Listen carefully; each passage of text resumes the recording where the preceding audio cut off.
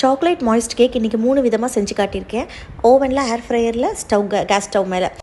பவுலில் 1 கப்பு மைதா மாவு, கொஞ்சமாக ஒரு சிட்டிகை உப்பு, கொஞ்சம் பேக்கிங் பவுடர், பேக்கிங் சோடா கொஞ்சம் ஆட் பண்ணிக்கோங்க. 1/4 கப்புக்கு கம்மியாக cocoa powder, 1/4 cup refined oil, கொஞ்சமாக வெனிலா எசன்ஸ் ஆட் பண்ணிக்கோங்க. பவுடர் சுகர், சர்க்கரை பொடிச்சு இதில் ஆட் பண்ணிக்கோங்க. ஒரு 1/2 டம்ளர் பாலும் ஆட் பண்ணிக்கோங்க. நல்லா மிக்ஸ் பண்ணிக்கோங்க. நல்லாவே மிக்ஸ் பண்ணுங்கள். இந்த அளவுக்கு மிக்ஸ் பண்ணிக்கோங்க.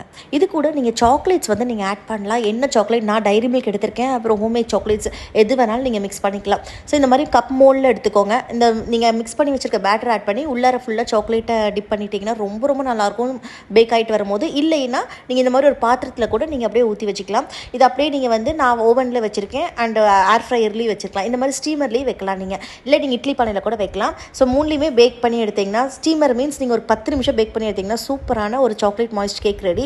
கண்டிப்பாக நீங்கள் ட்ரை பண்ணி பார்த்துட்டு எப்படி இருந்ததுன்னு கமெண்ட்டில் சொல்லுங்கள்.